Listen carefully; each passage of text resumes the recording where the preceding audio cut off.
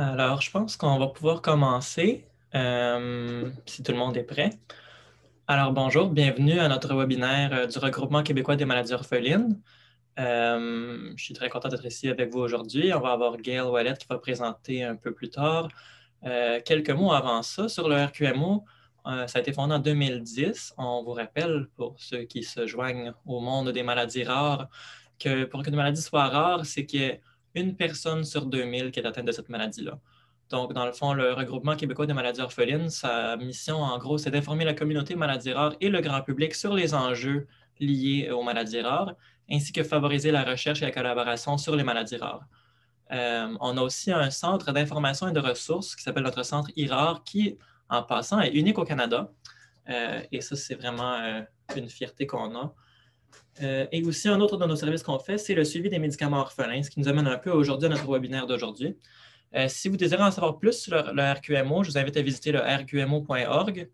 Vous pouvez aussi faire un don à ce moment-là pour soutenir notre mission si vous le voulez, donc notre centre IRAR, les webinaires et ainsi de suite. Un peu à mon sujet, je m'appelle Alex Galli, je suis le nouveau président du RQMO. Je suis une personne atteinte d'une maladie rare et aussi un proche de personnes atteintes de maladies rares. Avant de m'impliquer avec le RQMO, j'ai été impliqué dans une fondation pour une maladie rare au niveau de l'éducation, les communications, le soutien aux patients, l'implication communautaire et les dons communautaires, disons. Alors maintenant, notre conférencière d'aujourd'hui, je crois que beaucoup vous la connaissez déjà, c'est notre chère Gail Wallet, qui est désormais directrice scientifique du RQMO, ainsi que ex-présidente et fondatrice du Regroupement québécois des maladies orphelines.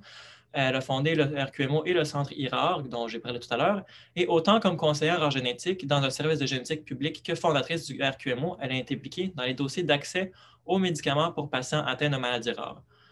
Comme représentante du RQMO, elle a participé à de nombreuses conférences et consultations au sujet de l'accès aux maladies rares et aux médicaments orphelins. Donc, c'est vraiment une experte en la matière et on est très chanceux et content de l'avoir avec nous aujourd'hui. Alors, Gail, à toi. Merci, Alex. Donc, c'est ça, un petit mot pour dire merci à Alex qui prend la fonction maintenant de présidence du RQMO. Pour ce qui est d'être experte en médicaments, je dois vous dire que le but aujourd'hui, c'est vraiment de vous décrire simplement tout le processus d'autorisation, fixation des prix, évaluation pour remboursement des médicaments là, au Canada. On va faire un survol parce que c'est un sujet quand même assez vaste. Et c'est ça, je peux vous expliquer tout ce processus-là. Je suis familière avec, mais pas experte dans le sens d'en connaître tous les mécanismes et tous les détails. Là. Et peut-être qu'il y a des gens qui écoutent aujourd'hui qui sont plus experts que moi dans le domaine soit pharmaceutique, pharmacie, puis qui pourront peut-être, si j'avais une question plus pointue, aider. Alors, ce qu'on veut, Alex l'a déjà mentionné, on a notre centre IRAR et puis j'en parlerai un petit peu aussi de ce qu'on a fait comme démarche là, pour l'accès aux médicaments dans le cadre de notre travail de plaidoyer pour une stratégie maladie rare au Québec. Et aussi, on a un projet qui s'appelle la surveillance des médicaments orphelins dont je vais vous parler. Donc, en gros, ce que je veux décrire aujourd'hui, puis essayer le plus simplement possible, c'est l'autorisation. Comment se fait l'autorisation pour la mise en marché des médicaments au Canada? Comment sont faites les évaluations pour le remboursement par les régimes d'assurance médicaments publics? Et à travers tout ça, vous allez voir, il y a le festival des acronymes. Quand on est dans le domaine, on est familier avec ces acronymes. On aime plus évidemment les utiliser que les longs noms qu'ils représentent, mais je vais définir tous ces organismes qui sont impliqués dans ce processus-là. On va parler aussi des programmes spéciaux d'accès aux médicaments. Et puis, vous, comment vous pouvez participer comme personne atteinte de maladies rares ou vos proches aidants, comment vous pouvez participer au processus, puis je vais parler brièvement notre projet de surveillance médicaments orphelins. Donc, pour commencer avec le processus d'autorisation qui est fait par Santé Canada, évidemment, c'est régi par notre loi sur les aliments et drogues et particulièrement un règlement qu'on a sur les aliments et drogues.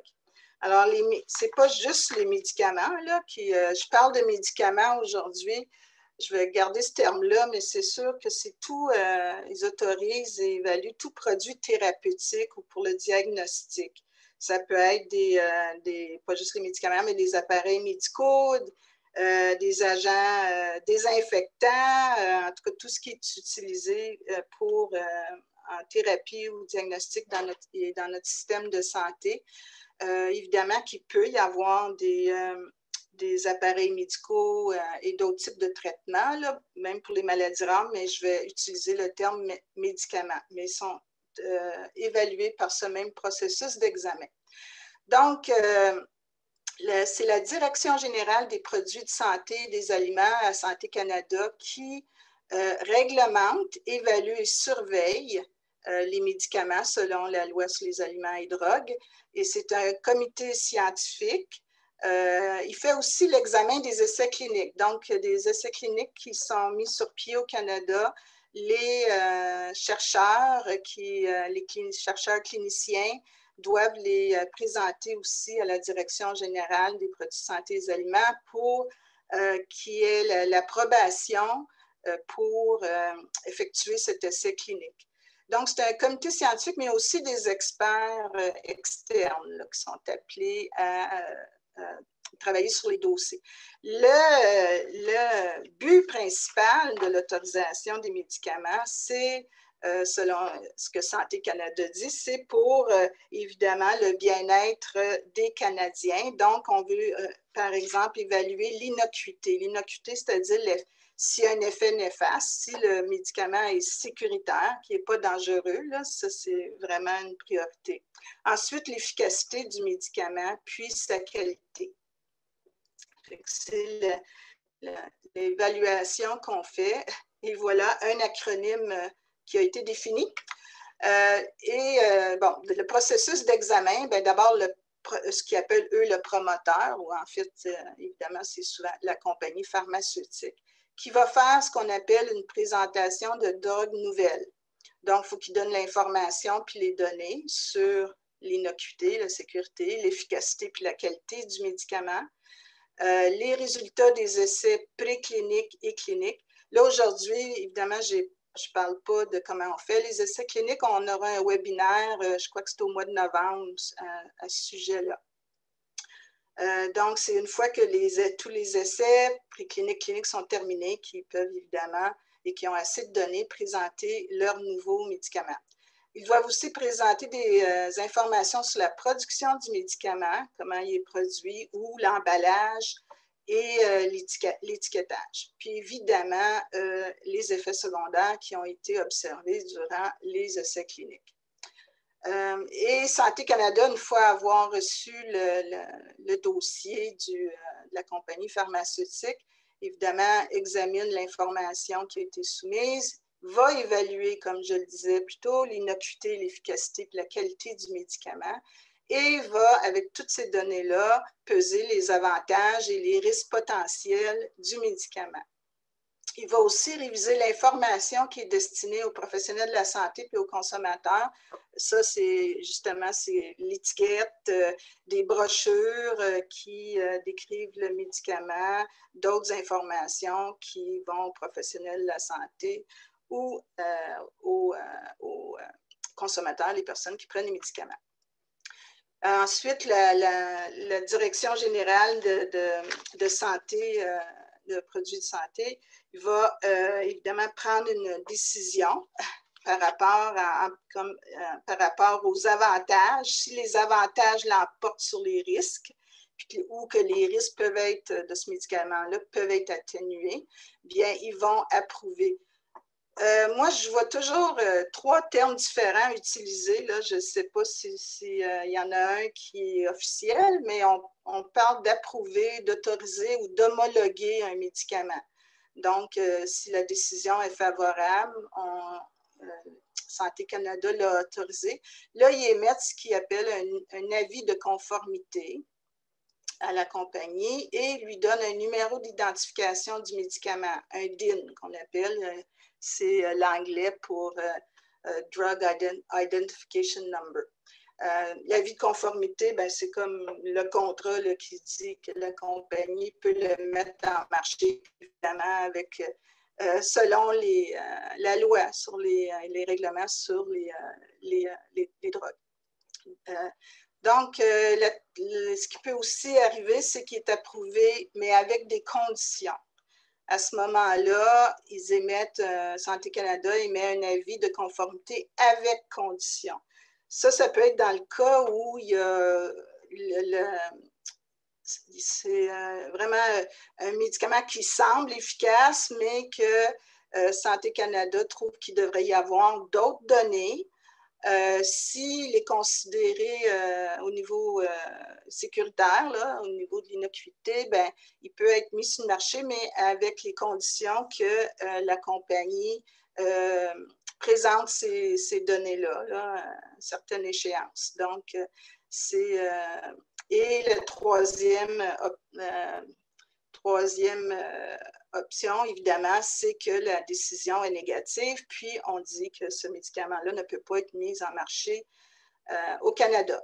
Ma compréhension, c'est que ça n'arrive pas souvent. Là. Je pense que la plupart des médicaments présentés sont par des compagnies sérieuses et qui ont l'expérience de faire des dossiers avec des données complètes. Donc, c'est ma compréhension que c'est la plupart du temps approuvé ou approuvé avec conditions. Évidemment, cette recommandation-là de Santé Canada, là, est transmise aux provinces et territoires. J'ai écrit à l'exception du Québec que ce n'est pas au bon endroit que je devais écrire ça. C'est-à-dire que elle est transmise, elle devient publique, là, et puis en fait, elle est transmise aux autres comités dont je vais vous parler après, là, puis c'est peut-être pour ça que j'écris à l'exception du Québec, c'est que les provinces et territoires, il y a un comité fédéral pour eux, et puis pour l'évaluation, pour le remboursement, puis le Québec, on a l'INES, mais je vais décrire ça en détail. Vous pouvez, sur le site de Santé Canada, trouver les produits pharmaceutiques qui ont été évalués. Vous pouvez, il y a tous les critères que vous pouvez entrer là. Vous pouvez trouver ceux qui sont commercialisés maintenant, qui ont été approuvés, qui l'ont déjà été, mais annulés, qui sont approuvés avec conditions. Vous pouvez trouver tous les médicaments évalués sur le site. Puis, j'ai mis le lien ici, mais nous, on a tous ces liens sur notre site web. Je vous donnerai l'information plus tard. Une monographie, pour ceux qui ne connaissent pas ça, je tenais à vous en donner un exemple parce que je trouve que c'est un document qui est important là, quand on veut de l'information sur un médicament. Alors ça, c'est la monographie de produit, elle est exigée là, par Santé Canada. C'est un document qui sont finalement des normes scientifiques par rapport aux médicaments en question. Puis, les compagnies doivent, en général, ils doivent suivre cette monographie de produit pour présenter lors de leur demande là, à Santé Canada. Puis, c'est quelque chose qui est évidemment validé, comme on a vu, là, révisé par Santé Canada et publié par la suite. Fait que c'est, en général, dans la base de données, si vous cherchez un médicament, habituellement, il y a un lien vers la monographie. Sinon, en googlant, vous pouvez, et si vous écrivez monographie de tel médicament, vous allez pouvoir le trouver. Et voici toutes les informations qu'on peut trouver dans ces documents-là. Donc, tous les renseignements, pour quelle indication ce médicament-là, c'est quoi les contre-indications, les effets indésirables, toute la posologie, puis le mode d'administration, le mode d'action même, c'est des données pharmacologiques, là, la conservation, comment il est présenté, composé, etc. Puis, il y a les renseignements scientifiques aussi, même sur les essais cliniques, la toxicologie, etc. Puis, il y a même une partie qui sont les renseignements pour le consommateur. Alors, je trouvais important pour ceux qui ne connaissent pas ces documents là, de connaître quand vous cherchez vraiment toute l'information officielle sur un médicament, ben, c'est la monographie qui peut vous donner tout ça.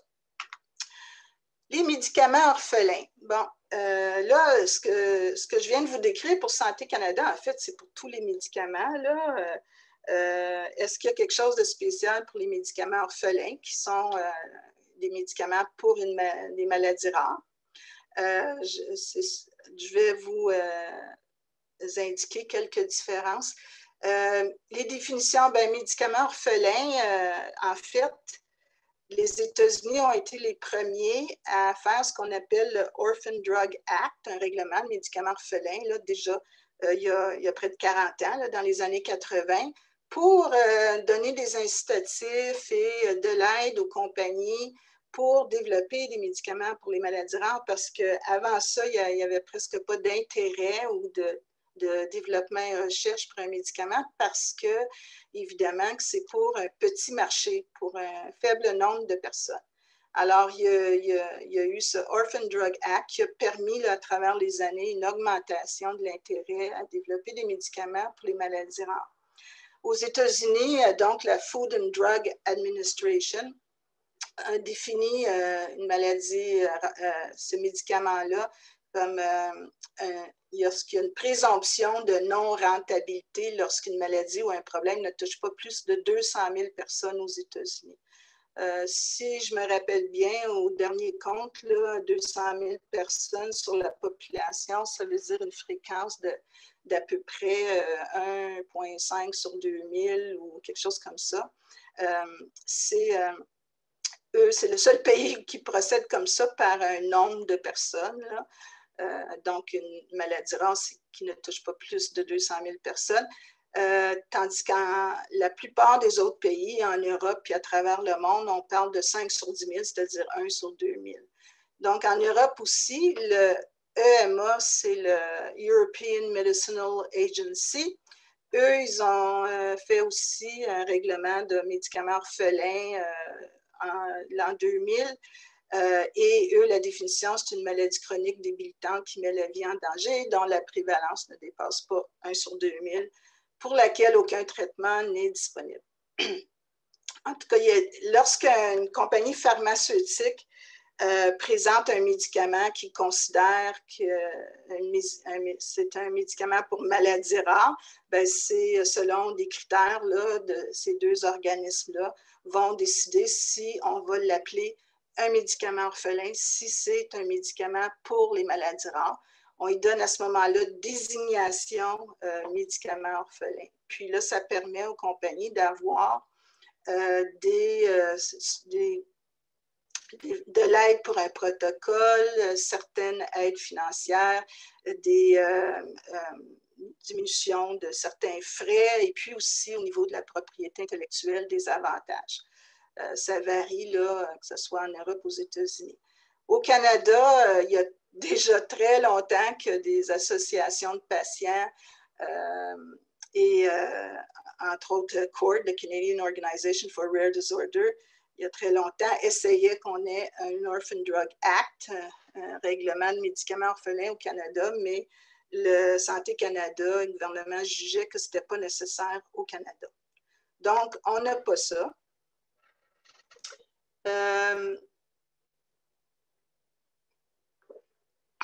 Par contre, si vous allez sur le site de Santé Canada, excusez-moi, on a cette page qui est l'approche du Canada en matière de réglementation des médicaments utilisés pour soigner les maladies rares, les médicaments orphelins. Puis honnêtement, moi, mon analyse de tous ces rubriques-là, il n'y a pas grand-chose qui est spécifique aux maladies rares. Ce qui est spécifique, c'est les essais cliniques. Au Canada, on peut, pour les essais cliniques, les compagnies qui envisagent d'en faire ou les chercheurs pourraient demander là, une aide avec le protocole. Parce que, comme vous savez, C'est souvent difficile de faire des essais cliniques pour les maladies rares, étant donné que les populations, le nombre de patients est petit. Des fois, on connaît mal la maladie. Et donc, il y a de l'aide au protocole qui est possible d'avoir. Sinon, la seule autre différence que j'ai vue par rapport aux médicaments réguliers, tous les autres médicaments, c'est qu'il peut y avoir un processus plus rapide du fait que ça peut être le premier médicament pour une maladie rare, surtout si la maladie elle est grave et met la vie des patients en danger. Mais sinon, il n'y a pas vraiment de grande différence. Par contre, il y a eu des tentatives d'avoir ce qu'on appelle un cadre pour les médicaments orphelins au Canada qui incluait beaucoup d'éléments. Finalement, ça ne s'est pas avéré. Il y a eu beaucoup de travail, même de personnes de Santé Canada là-dessus, avec les associations de patients au Canada. Et puis, ça n'a pas vu le jour. Par contre, depuis l'an passé, il y a une consultation au niveau de Santé Canada pour encore essayer de développer des choses plus spécifiques pour les maladies rares. Pour l'instant, je ne sais pas si les résultats, je pense que les consultations ne sont pas terminées et puis on n'a pas le résultat. Mais voilà, il est supposé toujours avoir des développements à ce niveau-là. Mais pour l'instant, Santé Canada ne voit pas, dans les faits, ne semble pas attaquer les médicaments orphelins différemment des médicaments, de tous les autres médicaments. Ici, c'est statistiques qui sont des résultats préliminaires vraiment de notre projet médicaments orphelins où on essayait de voir justement où on en est rendu avec les médicaments orphelins au Canada. Et puis, ça, c'est les statistiques du mois de juillet. À ce moment-là, au FDA, il y avait 837 médicaments approuvés aux États-Unis. En fait, pour faire nos statistiques, on est parti de la base de données des médicaments orphelins aux États-Unis. À ce moment-là, donc 837. Puis, ce qu'on a vu, c'est qu'il y avait 491 de ces médicaments-là, donc 59%, qui étaient approuvés par Santé Canada, donc qui étaient mis en marché au Canada. Comme je le disais tantôt, ce n'est pas parce que 40% ont été refusés pour approbation au Canada, c'est plutôt parce que la plupart du temps, c'est que le promoteur, la compagnie pharmaceutique, ne vient pas les demander l'autorisation à Santé Canada. C'est la raison principale. Donc, on a à peine un peu plus que la moitié des médicaments qui sont disponibles au Canada. Et puis après, je vais revenir avec les chiffres par rapport au remboursement. Il faut dire aussi que 837 médicaments, c'est une augmentation. Dans les dernières années, je dirais les 5 dernières années, il y a eu une grande augmentation des médicaments, du développement des médicaments orphelins. Et puis, ça a été exponentiel, presque le nombre de médicaments. En 2013, quand on avait fait cet exercice-là, il y avait à peu près 430 médicaments orphelins. Et puis là, 7 ans plus tard, on est rendu à 840. Donc, il y a vraiment un développement qui est accru là, dans les dernières années. La deuxième étape maintenant, donc, le médicament est autorisé par Santé Canada. Et après, qui paye, comment on paye? Alors là, c'est des évaluations qui sont faites pour savoir si les régimes d'assurance médicaments publics des différentes provinces vont rembourser ce médicament-là, vont le payer. Donc, comme je l'ai indiqué tantôt, il y a 2 organismes qui s'occupent de ça. Il y en a un au niveau fédéral, qui est l'Agence canadienne des médicaments et des technologies de la santé, ou l'ACMTS. Puis, même en français, on a l'habitude de parler de dire l'acronyme anglais, CADET. Donc, c'est cette agence-là qui va évaluer les médicaments pour remboursement pour toutes les provinces et territoires, sauf pour le Québec. Et au Québec, nous avons l'INES, l'Institut national d'excellence en santé et en services sociaux, qui évalue. Donc, à l'Agence canadienne des médicaments et des technologies, c'est un programme qu'on appelle le Programme commun d'évaluation des médicaments de la CMTS. Commun parce que justement, c'est pour les 9 autres provinces et les territoires. Et en anglais, on appelle ça le Common Drug Review. Pour l'INES, ben, c'est leur programme qu'ils appellent là, médicaments évaluation aux fins d'inscription. Donc, d'autres acronymes qui sont définis. L'INES existe, si je ne me trompe pas, depuis 2010, je crois. Avant, ça s'appelait le Conseil des médicaments. En 2018, au courant de l'année 2017-18, il y a eu des consultations pour réviser le cadre d'évaluation des médicaments au Québec. Et puis, c'est ce document qui a été publié en 2018, qui est les modalités d'évaluation. Donc, c'est vraiment comment on va décider qu'on va inscrire ou non un médicament sur la liste des médicaments payés par le gouvernement. Nous, on a 2 listes au Québec. On a la liste des médicaments du régime général d'assurance médicaments, le RGAM. Ça, c'est lorsque vous avez une assurance médicaments du gouvernement, c'est ce régime-là, le régime général d'assurance médicaments. Donc, quand vous prenez vos médicaments à la pharmacie, c'est par ce programme-là. Et évidemment, c'est le budget de la RAMQ qui paye. Il y a aussi une deuxième liste qui est la liste des médicaments d'établissement. Donc, les médicaments qui sont donnés dans les hôpitaux on dit qu'ils sont sur la liste des médicaments d'établissement. Ceux-là aussi sont soumis à des évaluations, à savoir si le Québec va les accepter et les payer. Donc, l'évaluation de l'INES aux fins d'inscription, c'est la définition en fait du régime général d'assurance médicaments, c'est d'assurer à l'ensemble de la population du Québec un accès raisonnable et équitable aux médicaments requis par l'état de santé des personnes. Donc, en fait, c'est la définition de notre régime d'assurance. Donc, l'évaluation de l'INES vise à évaluer justement si on peut payer ce médicament-là pour les patients au Québec, si c'est raisonnable et équitable. Okay. Donc, comment c'est fait? J'ai pris dans les documents de l'INES, évidemment, qui se basent sur une documentation scientifique, des avis d'experts. Donc, il y a un comité scientifique aussi à l'INES. C'est un grand comité qui est composé de pharmaciens, de médecins, des médecins spécialisés, des médecins de famille, il y a aussi un infirmier, il y a des gens en éthique, il y a des gens en droit de santé, des gens en santé publique, des gens pharmaco-économiques et 2 citoyens sur ce comité-là aussi.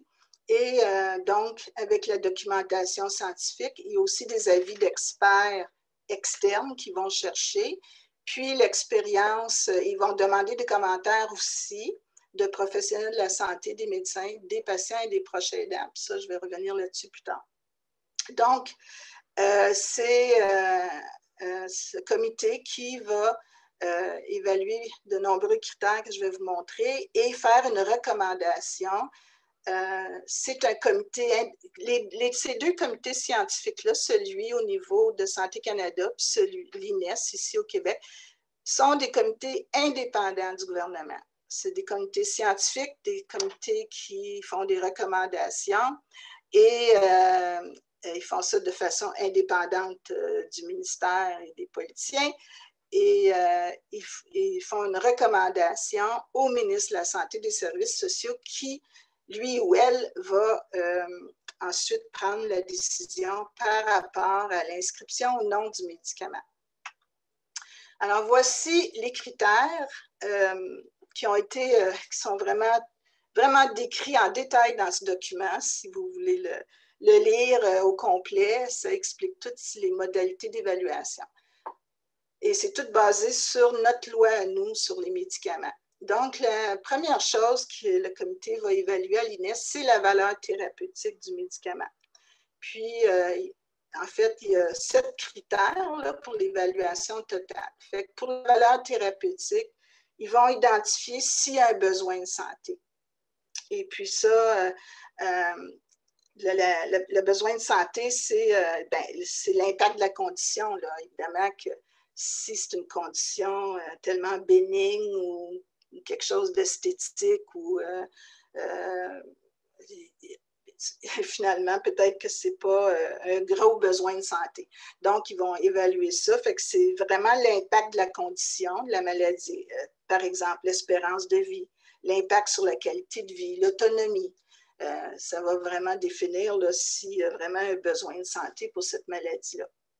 Ensuite, le critère numéro 2, c'est est-ce qu'il y a un bénéfice? Hein? Est-ce que le médicament va procurer un bénéfice?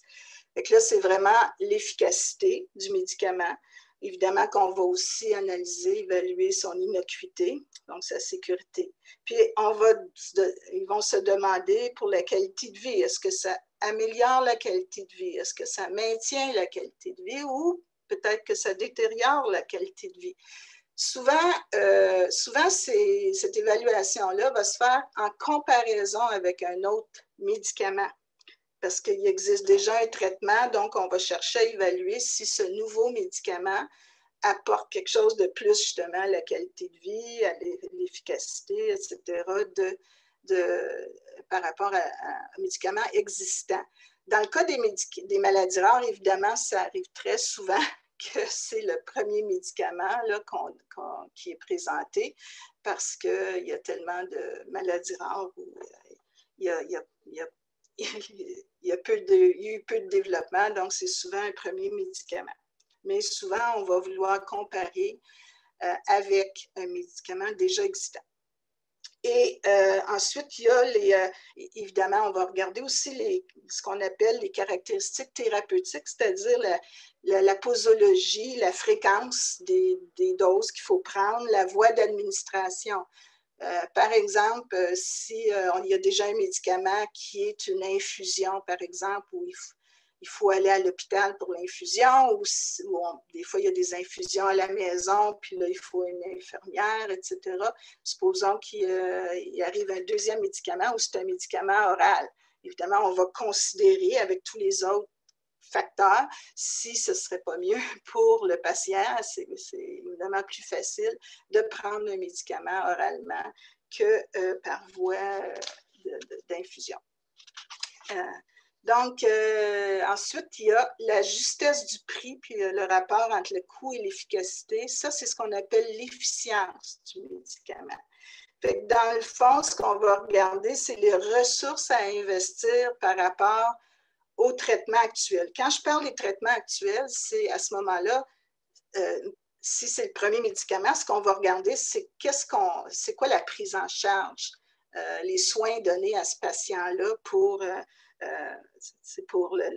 traiter, si on veut, même si ce n'est pas un médicament, c'est quoi qui est en place là, pour améliorer sa qualité de vie puis soigner ce médicament-là. Donc, on va regarder les ressources qui sont investies par rapport à la prise en charge actuelle relativement aux résultats qu'on obtiendrait avec le nouveau médicament. C'est les effets cliniques versus les coûts, finalement, qu'on évalue, qu'on appelle l'efficience. Puis les coûts, ça peut être des coûts directs, le prix du médicament, mais ça peut aussi être des coûts indirects. Par exemple, quand je parlais d'infusion tantôt à l'hôpital, évidemment que ça demande de l'espace, du matériel, des ressources humaines. Donc, ils vont tout considérer ça dans les coûts. L'autre aspect de la loi qui considère, c'est les conséquences sur la santé de la population et les autres, et le système de santé. Donc, le critère numéro 4, c'est justement l'impact sur la santé de la population, c'est-à-dire au niveau populationnel. C'est-à-dire là, c'est le nombre de personnes qui est touchées par cette maladie-là. Puis les fardeaux de cette condition-là dans la population. Fait que dans le fond, ce qu'on veut savoir, c'est combien de personnes ont cette maladie-là, puis jusqu'à quel point ils sont affectés.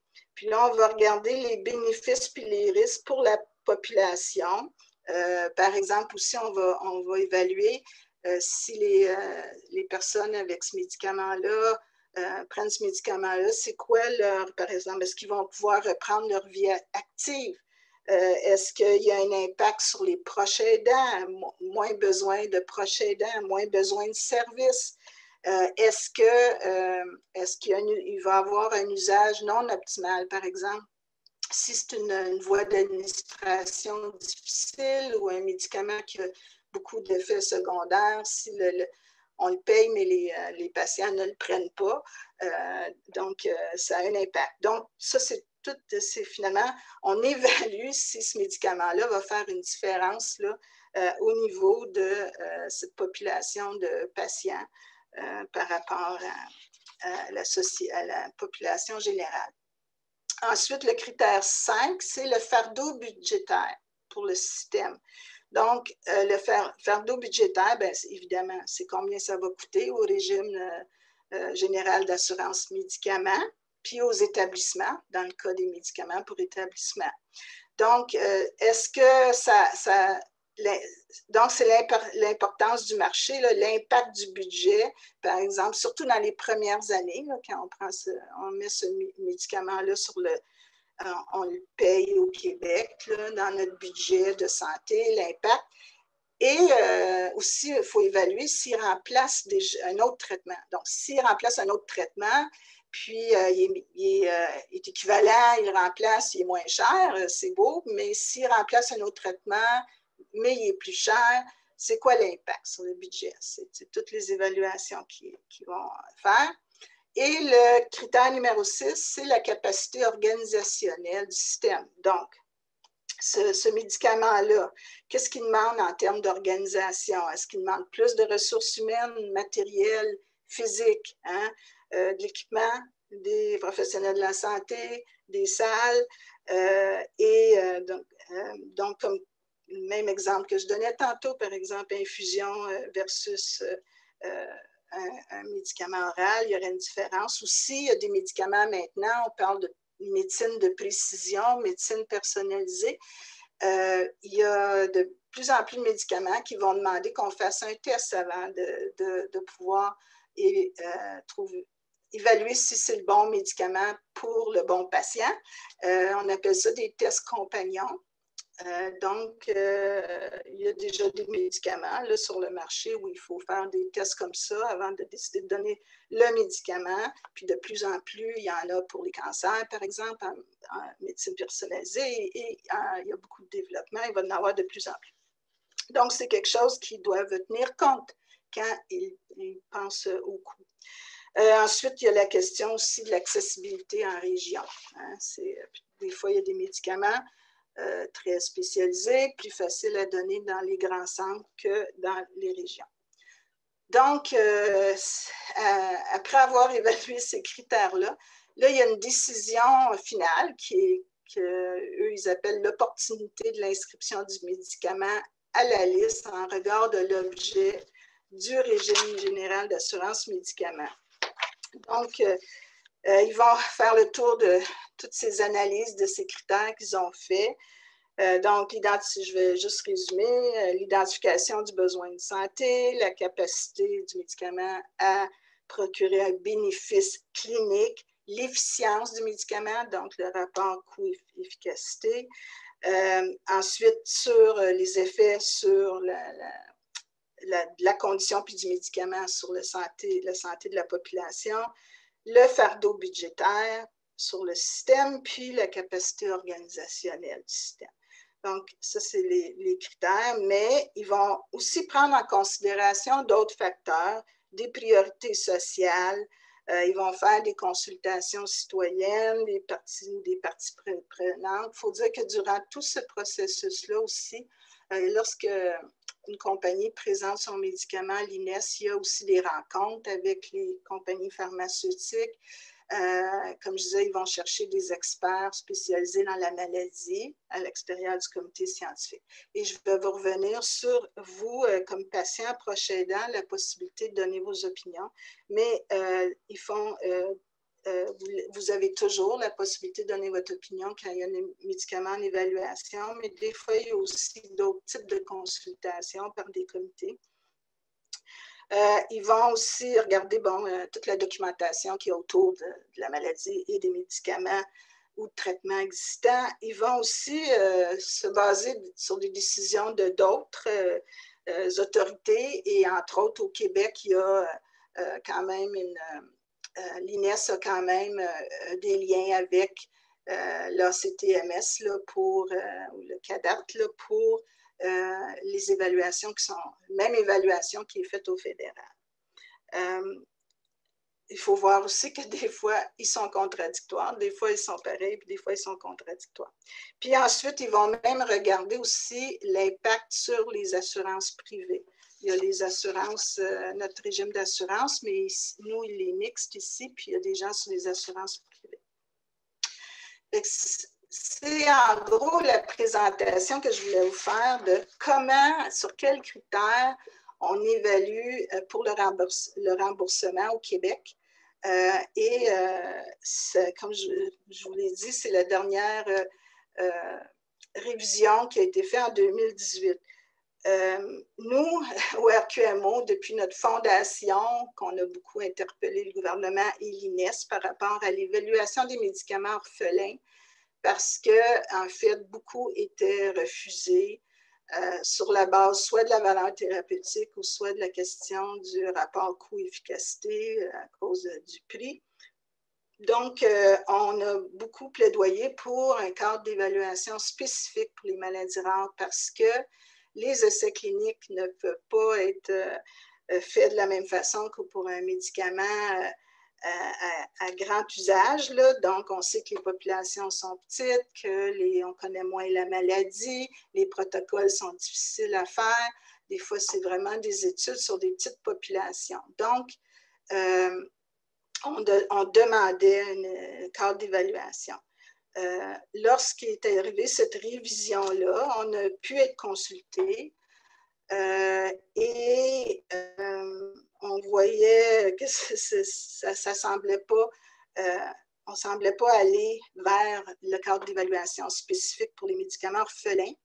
Puis, effectivement, lorsqu'on a reçu ce nouveau cadre d'évaluation, on mentionne les maladies rares seulement 2 fois dans le document. Donc, il n'y a rien de spécifique. Par contre, dans les mois qui ont suivi, il y a eu la publication d'un avis au ministre qui parlait d'évaluer aussi une promesse de valeur thérapeutique. Que s'il n'y avait pas assez de données pour dire que la valeur thérapeutique était très évidente à ce moment-ci, mais qu'on pouvait l'accepter sur une promesse de valeur thérapeutique. Est-ce qu'on semblait dire qu'on n'était pas certain que l'effet serait bénéfique au niveau de la population? Peut-être oui. Donc, ils demandaient qu'il y ait un suivi. C'était des conditions. On accepterait de rembourser le médicament, mais il faudrait qu'il y ait un suivi et qu'on amasse des données dans la vie réelle par rapport à ces médicaments-là. Alors, il y a certains médicaments depuis 2018 qui ont été acceptés sous cette promesse de valeur thérapeutique.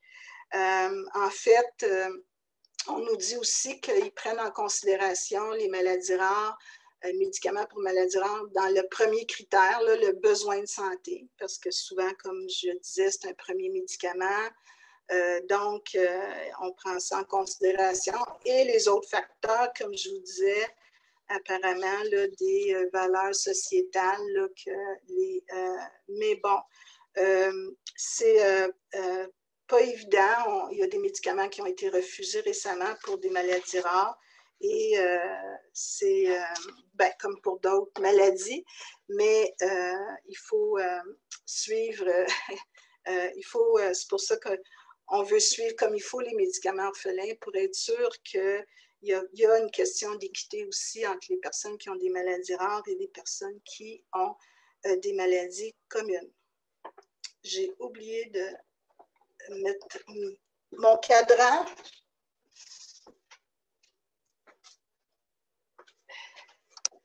Je m'excuse pour ne pas dépasser mon temps. Donc, une fois que l'évaluation est faite, comme je viens de vous décrire, les recommandations possibles de l'INES sont les suivantes. Soit ils disent oui à une inscription sur la liste dans le régime général de l'assurance médicaments ou la liste d'établissements, puis il n'y a pas de restriction, le médicament est inscrit, ou il est inscrit avec des conditions. On l'appelle à ce moment-là un médicament d'exception. Il y a des conditions qui sont émises. Ça peut être des conditions, ça peut être justement qu'il faut faire un test avant, ou ça peut être, il faut que le patient ait tel et tel critère là, par rapport à sa maladie. Et il va avoir, comme je disais, la réalisation d'un suivi. Et comme condition aussi, il y a au niveau justement du fardeau économique. Donc, ils vont demander à ce que la compagnie atténue le fardeau économique. Là, donc, négociation pour les prix, pour diminuer le prix du médicament. Et la troisième possibilité, c'est qu'il y ait un refus d'inscription.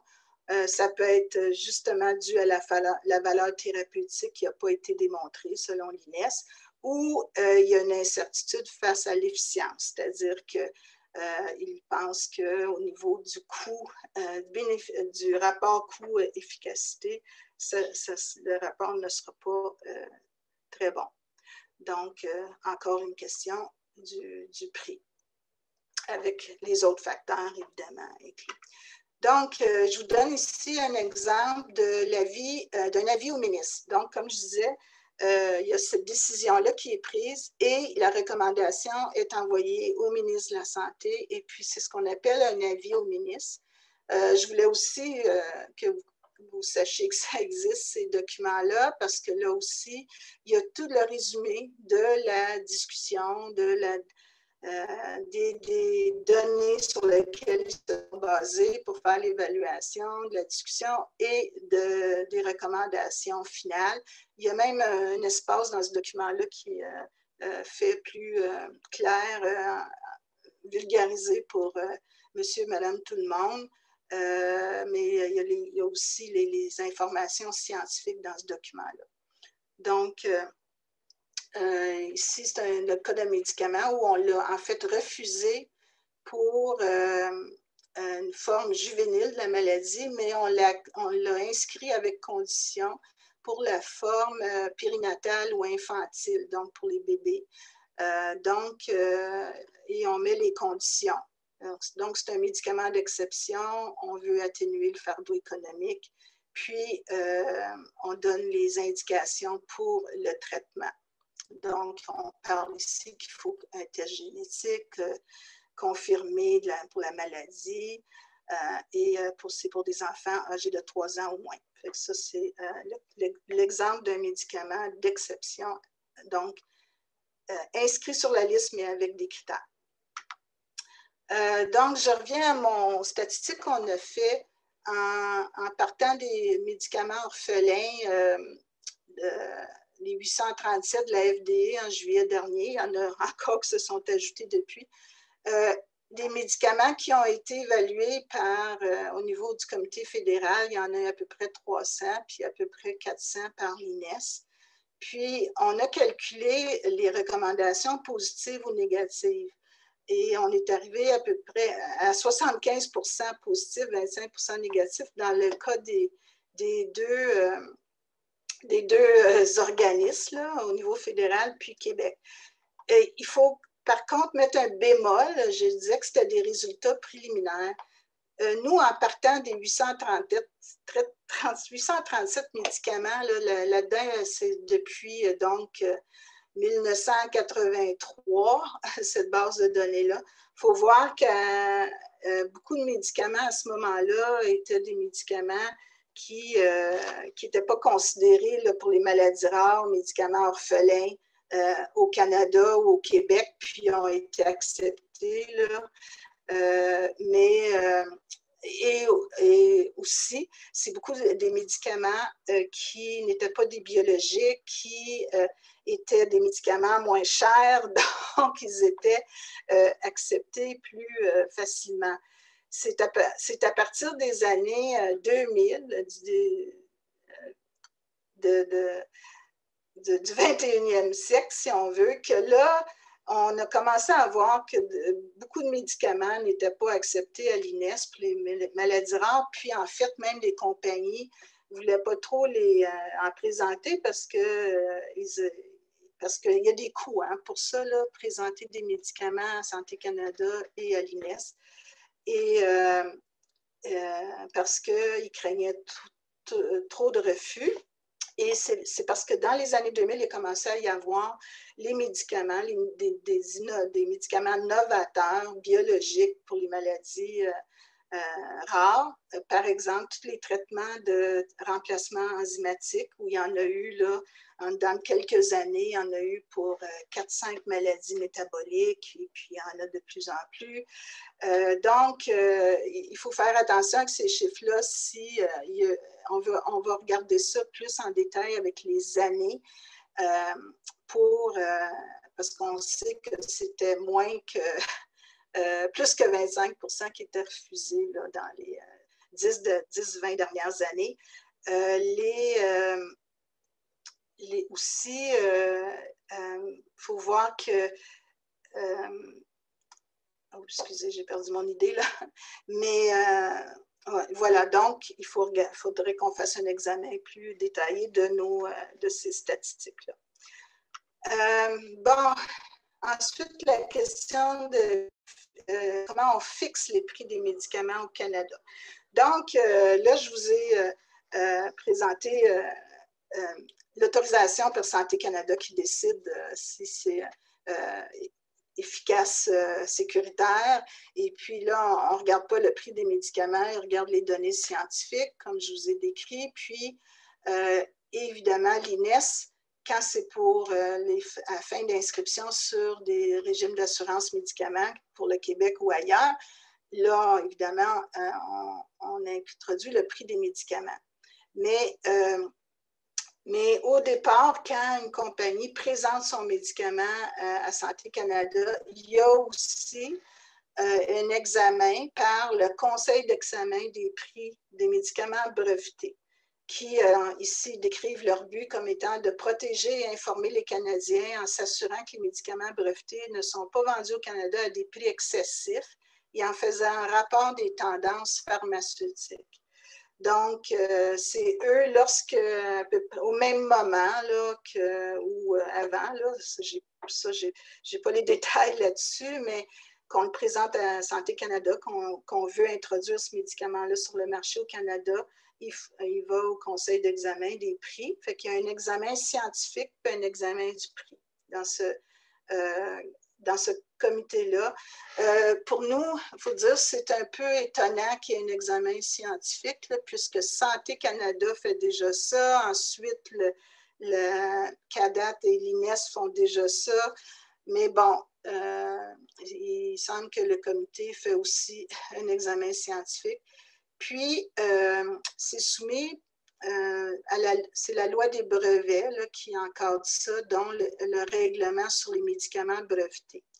Je vous en parle aussi, je ne peux pas vous donner beaucoup de détails comment ça fonctionne, ça, mais je vais vous en parler parce que depuis 3 ans, ils révisent les lignes directrices puis ils font un nouveau cadre de tarification pour les médicaments. Il y a eu des consultations, donc, de tous les acteurs intéressés, beaucoup d'associations de patients canadiennes, les pharmaceutiques, des associations professionnelles, beaucoup de consultations. Et puis, c'était pas mal unanime que ces nouvelles lignes directrices ne faisaient pas l'affaire.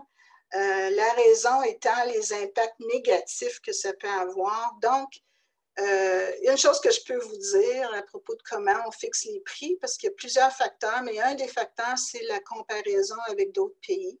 Puis c'est surtout là où on a changé dans le nouveau cadre de tarification, à quel pays on se compare. Puis il semble que cette nouvelle façon de voir va baisser de beaucoup les prix. Et ça, on devrait être très contents, là, les citoyens canadiens, de payer moins cher, sauf qu'il y a un effet pervers, puis c'est qu'il y a des compagnies qui ne viendront pas justement mettre leurs médicaments sur le marché au Canada. Donc, ça pose une question, des problèmes par rapport à l'accès à ces médicaments-là. Aussi les investissements en recherche et les essais cliniques. Déjà, on n'est pas le pays où il y a le plus les compagnies viennent faire des essais cliniques. On a même des molécules, des médicaments développés ici, puis les essais cliniques se font aux États-Unis ou en Europe. Donc, déjà, on est un parent pauvre par rapport à ça. Donc, c'est encore moins de compagnies qui viennent faire de la recherche et des essais cliniques ici. Puis l'accès aux médicaments, bien, on a déjà des preuves, certaines compagnies qui retiennent présentement leurs médicaments parce qu'ils attendent de voir ces nouvelles lignes directrices. En fait, les nouvelles lignes directrices étaient supposées d'être présentées la semaine dernière et ça a été annulé, la présentation. Et il y a je peux vous dire, il y a beaucoup de groupes. Nous, on a écrit une lettre. On a écrit une lettre d'opinion pour la dernière consultation qu'il y a eu durant l'été. Beaucoup d'associations font des campagnes. Je n'ai pas pu mettre ici les liens, mais dans les prochains jours, vous allez voir sur notre site et la page Facebook là, les liens si vous voulez lire notre lettre, si vous voulez voir les campagnes des associations. CORD vient de sortir un communiqué de presse là, dans les derniers jours. Et donc, c'est quelque chose qu'il faut surveiller. Et même les chercheurs, les compagnies, les biotech devraient, par rapport à la recherche et développement, ce serait triste qu'il y en ait moins chez nous. Je vais terminer bientôt. Donc, ça, c'est d'autres acronymes qu'on vient de définir, le CEP-MB. Maintenant, l'APP. Il y a, donc, ça, c'est le prix qui est fixé pour la mise en marché au Canada, mais je vous ai indiqué tantôt que dans une recommandation de l'INES, il peut y avoir le médicament d'exception avec les critères atténuation du fardeau économique. Donc, il y a aussi des processus de négociation pour les prix des médicaments. Là aussi, je ne suis pas une experte dans comment ça se passe, mais une fois que la CMTS au niveau fédéral puis l'INES au Québec ont fait leurs recommandations, les recommandations de la CMTS, évidemment, ils vont à toutes les autres provinces et territoires.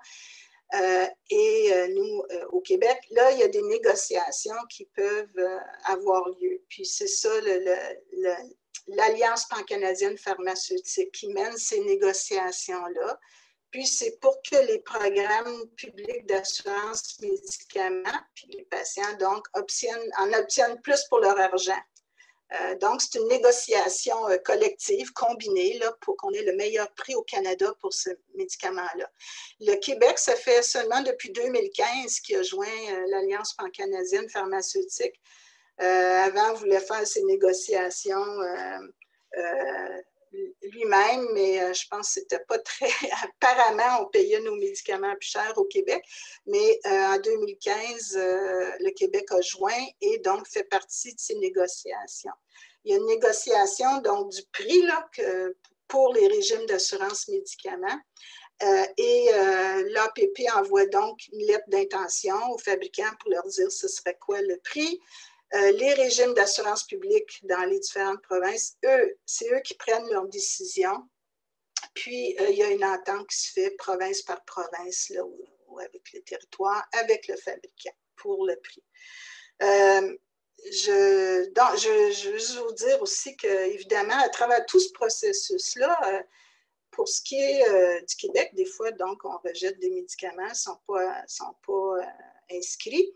Et les autres provinces, c'est très variable à travers le Canada. Donc, même si la CMTS a fait une recommandation positive pour un médicament, ça ne veut pas dire que toutes les autres, les 9 provinces, là, suivent cette recommandation positive-là. Après, c'est à chaque province, selon ses budgets, etc., son régime, qui décide si ça va être inscrit ou non sur vous savez que les régimes aussi publics d'assurance médicaments diffèrent beaucoup d'une province à l'autre. Donc, les décisions peuvent être différentes. On parle de la différence d'accès aux médicaments selon le code postal. Pas tous les Canadiens ont accès, se font payer les mêmes médicaments.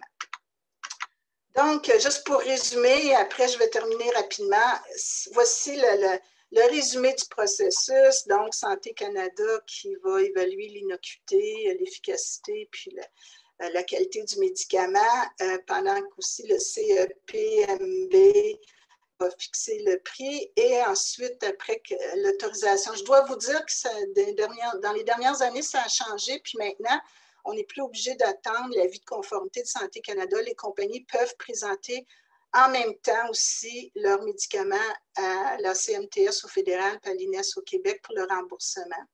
Là, les décisions sont prises, puis s'il y a une négociation pour le prix, ça se fait à l'APP pour le Canada. Et puis après, les régimes publics décident s'ils vont l'inscrire le médicament ou pas. Comme vous avez vu, il y a beaucoup d'informations. Je ne suis pas rentrée dans le détail des régimes d'assurance privée. Juste pour dire une chose, c'est qu'avant, ce qu'on disait, c'est que si un médicament est inscrit sur la liste, par exemple au Québec, bien, les assurances privées vont le payer, ce qui est en général le cas. Mais pour les maladies rares, il y a eu beaucoup de cas d'exception. Il y a même des personnes qui ont des médicaments par leur assurance privée au Québec, c'est des médicaments qui ne sont même pas sur le régime public. Alors, voici le résumé. Je voulais vous parler des programmes spéciaux d'accès aux médicaments. Il y a 2 programmes.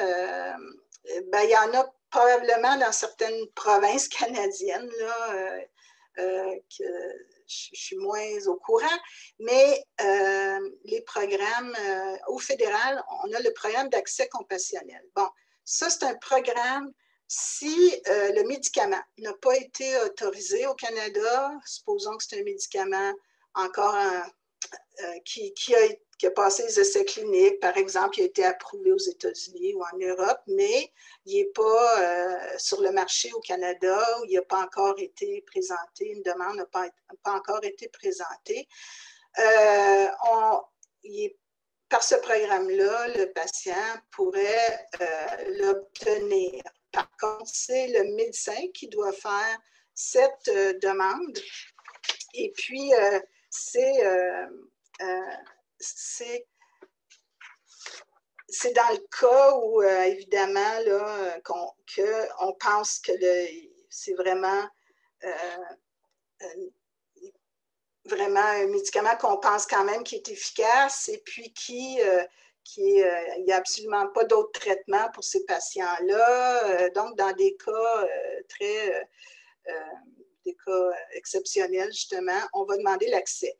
Il y a plusieurs problèmes avec ce programme, dont qui va payer. Alors, il y a des compagnies qui ont un programme d'accès compassionnel. Donc, même s'il n'est pas autorisé au Canada, le médicament, ils vont en donner en accès compassionnel à des patients à travers le monde. Donc, là, c'est plus simple. Mais si la compagnie ne paye pas le médicament, au Canada, pour des patients au Canada, ben, à ce moment-là, qui paye? Alors, des fois, c'est les hôpitaux qui vont considérer, il y a un hôpital qui va se réunir à savoir si on devrait demander ce médicament-là pour le patient, puis est-ce qu'on va payer. Mais c'est souvent là que le bas blesse si s'il est trop cher et qu'ils considèrent que ça ne vaut pas la peine d'essayer ce médicament-là. Donc, beaucoup de parents, en fait, d'enfants, entre autres, avec des maladies graves, ont eu des mauvaises expériences là, qui n'ont pas pu avoir leurs médicaments pour ce programme-là. surtout dans le cas où les médicaments sont chers. Ensuite, le programme du patient d'exception, c'est au Québec, n'a pas mêlé le médicament d'exception avec patient d'exception. Donc, médicament d'exception, c'est un médicament qui a été autorisé par Santé Canada, puis que l'INES a évalué, puis qui a inscrit sur sa liste avec des critères. Mais ici, c'est pour un médicament, encore une fois, qui serait autorisé au Canada. Donc, qui est sur le marché. Il est autorisé au Canada, il est sur le marché, mais il n'a pas été inscrit sur la liste des médicaments au Québec. Là, à ce moment-là, c'est encore une fois le médecin qui juge qu'il voudrait que son patient ait ce traitement-là et doit faire les demandes à la RAMQ. C'est souvent une demande, ce n'est pas une fois puis il est accepté, c'est souvent une demande qu'il faut répéter aux 6 mois, prouver que le patient a encore besoin du médicament, 6 mois ou 1 an. Et en fait, là, ce qui est triste, c'est qu'il y a des médicaments qui ont été refusés là, par recommandation de l'INES ou par le ministre de la Santé, mais que beaucoup de patients finalement l'ont par le patient d'exception pour certains médicaments. Pour d'autres médicaments, c'est soit refusé, soit qu'on met des critères qui sont difficiles, des critères assez serrés. Nous, on a, dans notre stratégie, on demande qu'il y ait un guichet unique pour examiner ces demandes de patients d'exception parce que des fois, différentes personnes à la RAMQ vont avoir des décisions différentes, mettre des critères différents. Mais bon, il y a des patients au Québec qui reçoivent un médicament qui n'avait pas été accepté sur la liste, mais qui passe par le patient d'exception. Il faut dire aussi merci aux médecins qui demandent ça parce que c'est du travail aussi aux médecins de demander des médicaments à ce programme-là, réévaluer les communications avec la RAMQ, etc. Donc, j'en arrive à, je crois que je dépasse mon temps, mais bon, je vais terminer avec cette partie-là qui est votre opinion. Quand est-ce que vous pouvez vous donner votre opinion dans ce processus-là? Santé Canada, il y a des consultations quelquefois. Ce n'est pas quelque chose qui est très... il y a eu beaucoup de projets pilotes par rapport à ça, que les patients peuvent donner leur opinion lorsqu'on autorise un médicament pour Santé Canada. J'avoue que j'ai moins d'expérience à ce niveau-là. Puis, c'est souvent pas là que le bas blesse, c'est plus au niveau du remboursement. Mais c'est vrai que c'est arrivé que certains médicaments qui ont été approuvés en Europe, aux États-Unis, le comité scientifique au Canada juge qu'il n'est pas prêt à être autorisé. Fait que, à ce moment-là, il pourrait y avoir des représentations de patients là, pour faire valoir leurs besoins et demander pourquoi ils seraient approuvés dans certains pays et pas ici. Mais pour les régimes, les évaluations au fédéral puis à l'INES au Québec, vous avez une possibilité. Le comité au fédéral, c'est un questionnaire pour des associations de patients. Donc, si vous faites partie d'une association de patients puis vous avez un médicament qui est en évaluation, l'association peut s'occuper d'amasser vos opinions. Souvent, ce qu'on fait, c'est un sondage, un questionnaire que vous répondez, ramasse ces données-là. La Canadian Organization for Rare Disorders le font pour certains médicaments et l'ont fait là, souvent. Puis, nous, on peut avoir accès à ces données-là. On a souvent présenté ces données-là à l'INES. Par contre, nous, au Québec, on a l'avantage d'avoir des questionnaires qui ont été développés pour les patients et proches aidants individuels. Donc, vous pouvez répondre à ce questionnaire-là par rapport aux médicaments, ou les associations de patients aussi peuvent donner leur opinion aussi. Il y a un questionnaire pour les associations. Donc, c'est quoi votre opinion qu'ils veulent? Ils veulent pas votre opinion sur les données scientifiques, là, parce que ça, ils l'analysent, mais ce qu'ils veulent savoir, c'est quoi votre maladie, l'impact sur votre vie actuelle, hein, votre qualité de vie, sur le travail, vos études, sur la vie sociale en général. Puis, c'est quoi votre traitement actuel ou votre prise en charge? S'il n'y a pas de médicaments, la prise en charge que vous avez, est-ce que ça améliore? Est-ce que ça change quelque chose? Si un médicament qui est déjà existant, comment est ce médicament-là? Trouvez-vous qu'il améliore beaucoup? Trouvez-vous qu'il est difficile à prendre, par exemple? Est-ce qu'il y a des effets secondaires? Est-ce qu'il faut que vous alliez des infusions? Il y en a même des médicaments, il faut vous réveiller un enfant la nuit pour lui donner ou un traitement. Fait que, tout l'impact sur votre qualité de vie, là, vous pouvez répondre aux questions et donner ces avis-là. Puis, c'est pris en considération. Il faut dire qu'il y a eu une amélioration avant.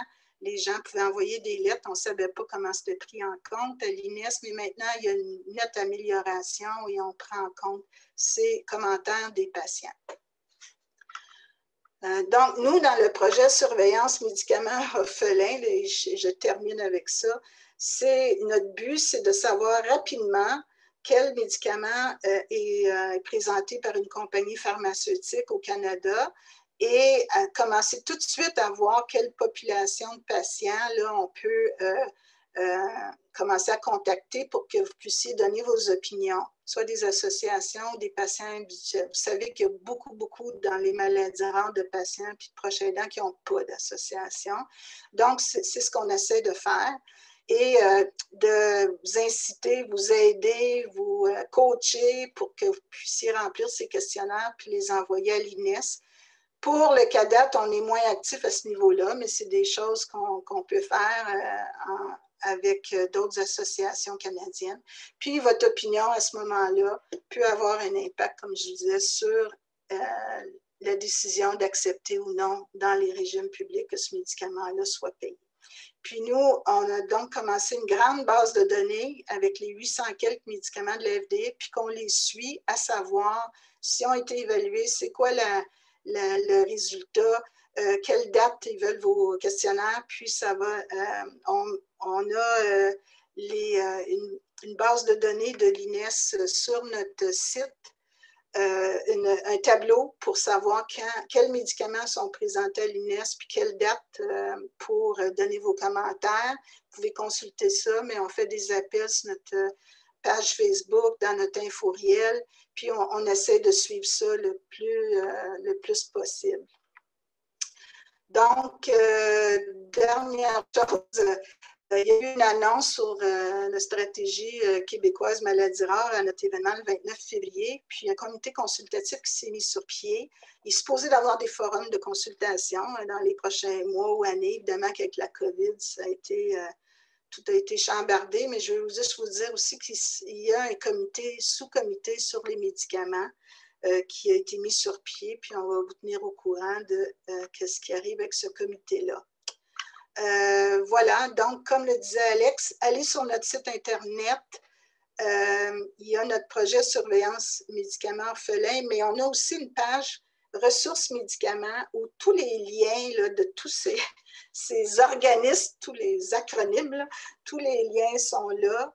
On va y ajouter là, notre lettre par rapport au CEPMB et d'autres documents là, bientôt. Puis on espère que notre nouveau site avec la grande base de données unique pour les médicaments orphelins au Canada, c'est unique parce que le travail qu'on fait, c'est aller dans toutes les bases de données de ces organismes-là. Puis nous, on veut faire ce tableau unique où vous allez pouvoir suivre un médicament qui vous concerne ou si vous voulez trouver un médicament où il est rendu.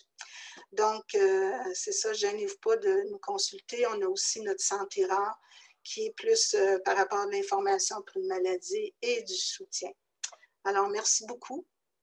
Et si vous avez des questions, je sais que j'ai dépassé mon temps, mais si vous êtes encore là et vous avez des questions, si je peux y répondre, je répondrai. Alors, merci, Gail.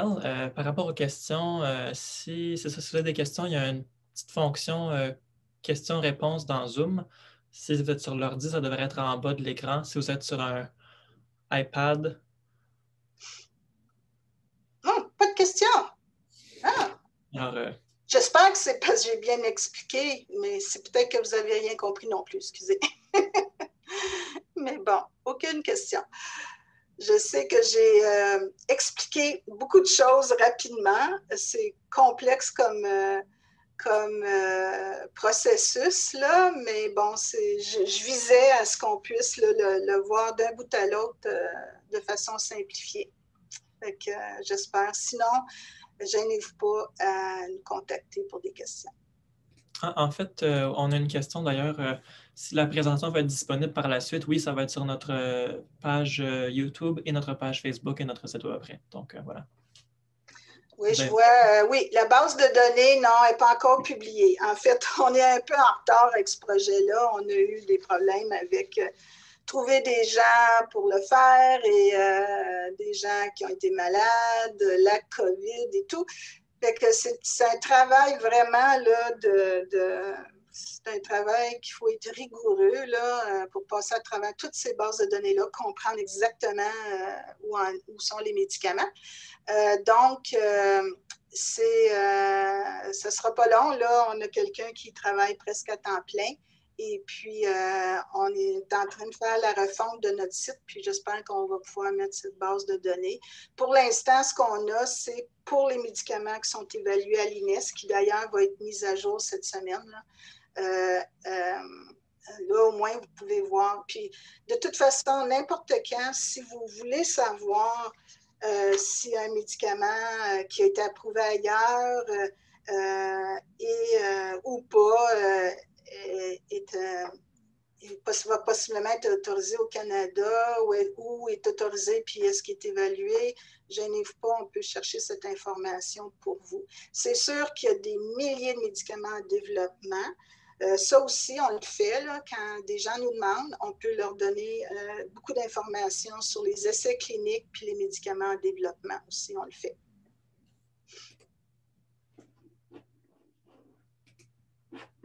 Et voilà, est-ce que c'est tout? Je pense que oui. Alors, merci beaucoup, Gail. C'était très intéressant. Je pense qu'on a tous beaucoup appris. J'en profite pour vous inviter à notre prochain webinaire de notre série. C'est le mercredi 4 novembre à midi.